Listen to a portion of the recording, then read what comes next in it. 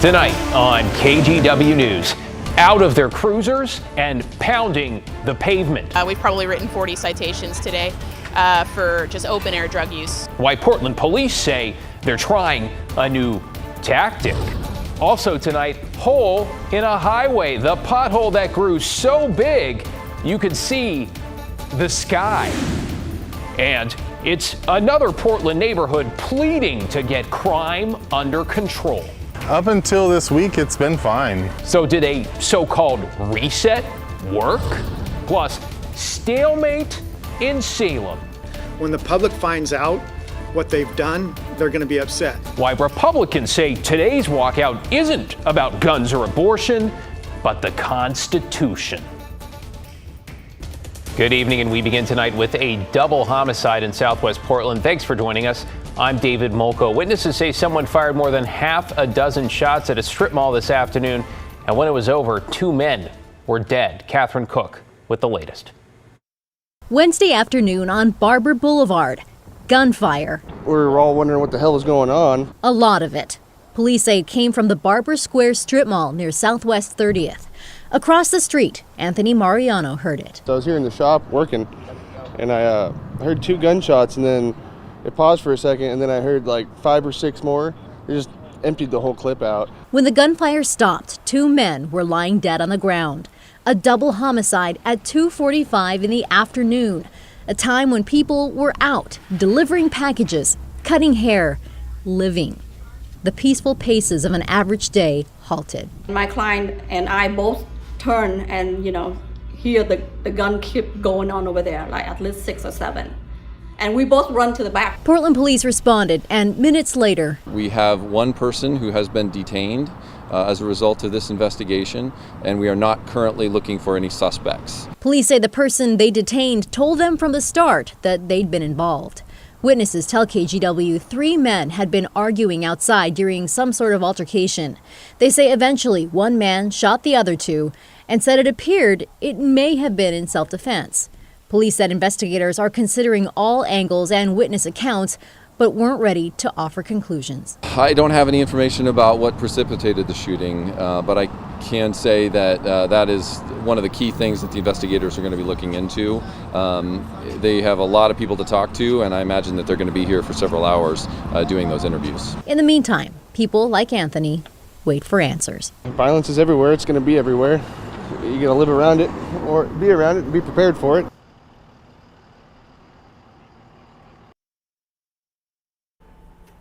Police right now are not calling the man they detained a suspect in the crime, but they also say they're not pursuing anyone else. We'll keep working to sort that out. Investigators do want to hear from other witnesses who haven't yet contacted police. Yeah, David. some important details there. Catherine Cook reporting tonight. Thanks, Catherine. Let's get you caught up on tonight's other headlines now. 3 people have been arrested in Happy Valley after police say it appears they were prowling around vehicles and homes. This is Ring video from early Tuesday. Authorities say it shows one of the suspects checking car door handles near Southeast Oath and Baden-Powell roads. Police say they found a stolen package and seized a stolen SUV. They're now asking neighbors for tips and any photos or video of the suspects. In Washington, Governor Jay Inslee signed a bill that lowers the threshold for police officers in Washington to engage in high-speed pursuits. Instead of needing what's called probable cause to pursue a suspect, police now only need reasonable suspicion. Now, this applies for violent crimes like murder, but also things like vehicular assault and domestic violence assault. Change comes about 2 years after a law made it more difficult for police to engage in pursuits. And PGE has proposed a 14% rate hike for next year. Tonight, the Oregon Public Utility Commission, which has the final say, held a public hearing. PGE estimates the monthly bill for the average single-family home would jump from $141 to $164. It adds the proposed increase, again, just a proposal, is meant to pay for system maintenance, upgrades, and rising operational costs. Well, new tonight, we are checking in on Portland's Central East Side, where a 90-day plan to clean up the neighborhood just ended. And while some are calling that so-called reset a success, at least one business owner who recently moved to the neighborhood is dealing with repeated break-ins. Alma McCarty went to meet him.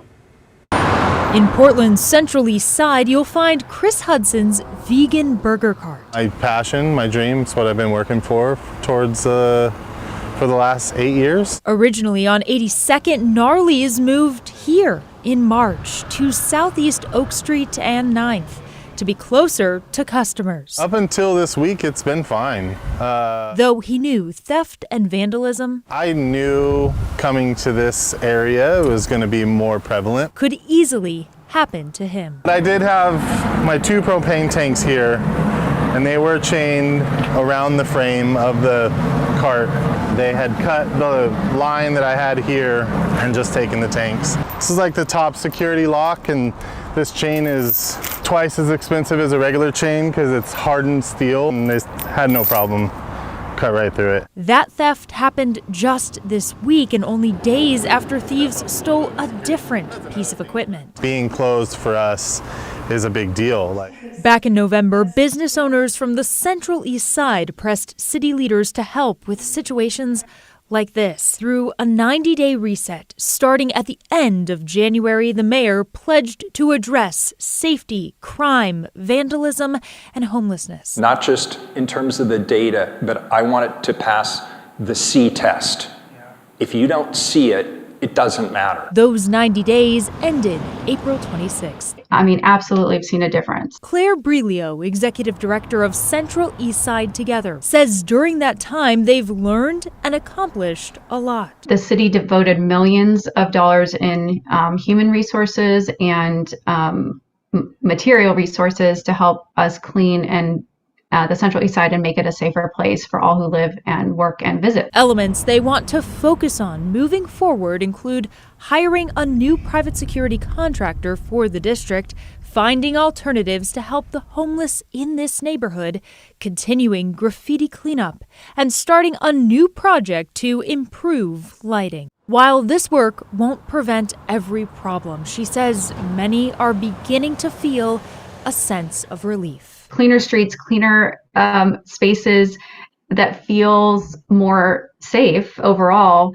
really does help shift that. And so our work with the Enhanced Service District is to continue that momentum, and we absolutely do not want to give that up.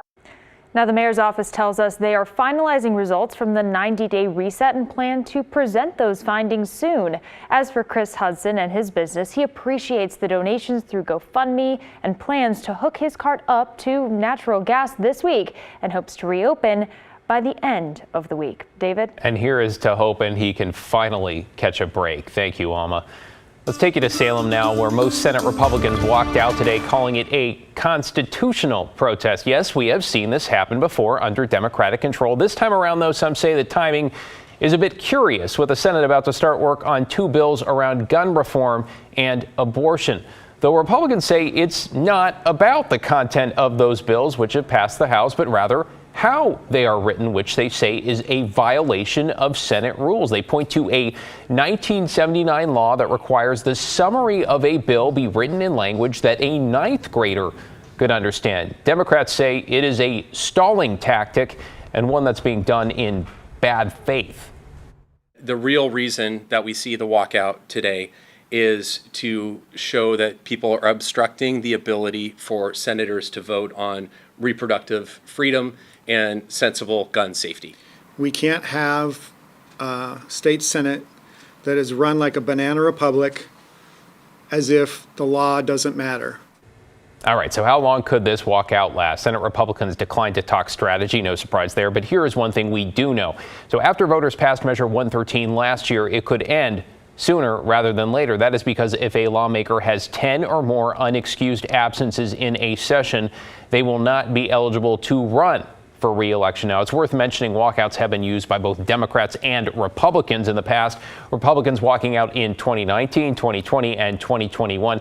Measure 113 was, in essence, a response to that, though we heard from Republican leaders today who question its constitutionality. So it is possible some may decide to test it and stay out beyond those 10 days. By the way, the session is scheduled to run through late June, though could end earlier. A lot of time to go.